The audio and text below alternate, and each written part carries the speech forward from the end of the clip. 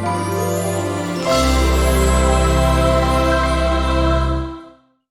this video, we're going to look at how to turn decimals into fractions. Let's say we had the fraction 0.2.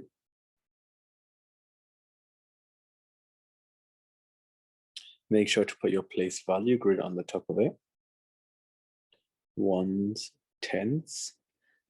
Now the secret is, or one of the tricks is, if there is a number under the tenths, like so, there's a 2 is under the tenths, and there is no hundredths or thousandths, then you know your fraction is going to be out of 10 because you only have tenths. After this, all you need to do is place your numerator as the number under the tenths, which is a 2. You have a 2 under the tenths, which means your fraction is going to be out of 10.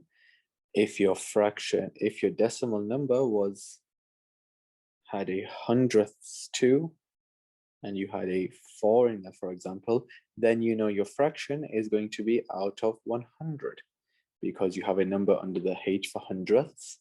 So your fraction is going to be out of 100ths. How many tens and hundredths do you have altogether?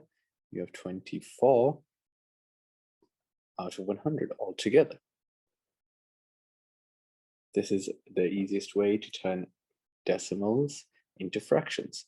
Always look at what you have, if you have a tenths or if you have a hundredths or if you have both. Another example, let's say we had 0.3. Turn it into a fraction. We only have a number under the tenths, which means that we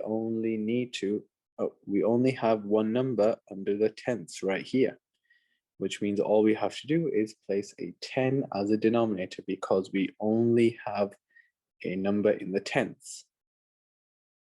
What do we have in the tenths? We have 3 tenths. That's it. 3 out of 10 as a fraction. If we had two numbers, for example, 8, 6, that means that out of 100 squares, 86 are filled in. We have, as you can see now, we have a number in the hundredths and a number in the tenths. Because we have a number in the hundredths too, that means that we can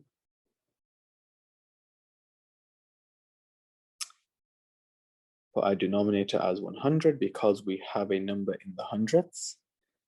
How many hundredths do we have? We have 86 hundredths. Why 86? Because there's 86 here.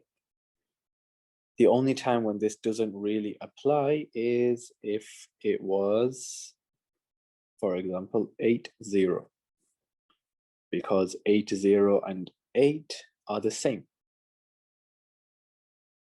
So you can hide this 0 and you still only have a number in the tenths, which means that you can write, because there's only a number in the tenths, 10, 8 out of 10. You could also write 81 hundredths, but 81 hundredths and 8 tenths are both the same. They are equivalent.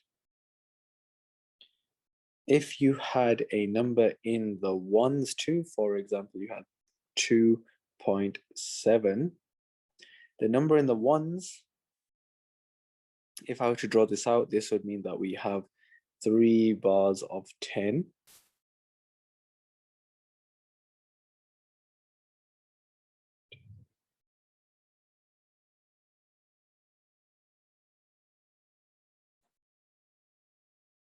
Like so. Then 2 in the ones, the number 2 in the ones column would mean that you have 2 full bars.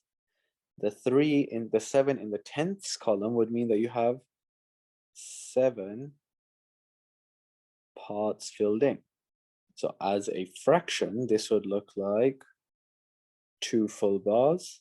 The third one has 7 tenths filled in. The ones number means how many full bars you have. The numbers after the decimal point is your fraction number. So you could draw it out, or you could just say, well, I have 2 full bars because I have 2 in the ones. I only have 1 number in the tenths, which means my fraction will only have a 10. How many tenths do I have? I have 7 tenths. If this was a 7/5, it would mean that this here would actually be out of 100 squares, and you have 77 filled in, which means that your fraction would have to change because now you have a number in the tenths and hundredths. Because of the number in the hundredths, your fraction will be out of 100. You have 77 out of 100. And that is how you turn decimals into fractions.